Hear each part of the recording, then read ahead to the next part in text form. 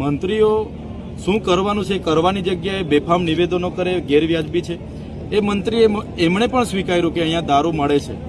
ગુજરાત સરકાર જે પણ એમના હરસંઘવી કહેતા હોય કે દારૂબંધી છે, પણ એમના પીસી બરંડા જે મંત્રી છે એમણે કીધું કે ભાઈ દારૂ વેચાય છે અને વેચાવો જોઈએ, લોકોએ પીવું જ જોઈએ। તો આ એમની મંત્રીઓની માનસિકતા છે, એમની સરકારની માનસિકતા છે, એ છતી થઈ છે। ભાજપ માટે જોડાવા માટે દબાણ છે એમ કેવું છે આપનું? આપે આપણા ભાષણમાં પણ કહ્યું। હું આગળ પણ તમને કદાચ ખબર હશે, 2024ની લોકસભામાં મારું નામ ઇન્ડિયા ગઠબંધનમાં જાહેર થયું।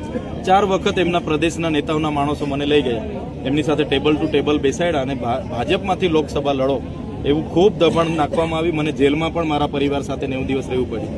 છૂટીને અમે કીધું કે અમે તો લડવાવાળા લોકો છે ને અમે લડ્યા।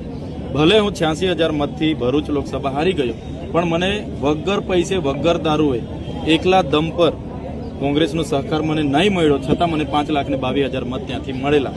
ત્યારે હમણાં પણ જે આ જેલનો જે મને જેલમાં જે નાખવામાં આવ્યા સેન્ટ્રલ જેલમાં, એની પાછળનું જે આખું કાવતરું હતું ભારતીય જનતા પાર્ટીમાં લઈ જવા માટેનું હતું।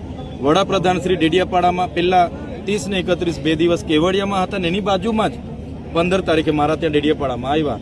ભાજપના કેટલાક પ્રદેશના નેતાઓએ વડાપ્રધાન શ્રીને ગેરમાર્ગે દોર્યા કે ત્યાં ચૈતર વસાવા છે, આપણે તમારા હસ્તે અમારે જોડવાના છે અને અમારા પર ખૂબ દબાણ બનાવવામાં જેલોની ધમકીઓ મળી, પણ અમે ક્યારે ભારતીય જનતા પાર્ટીમાં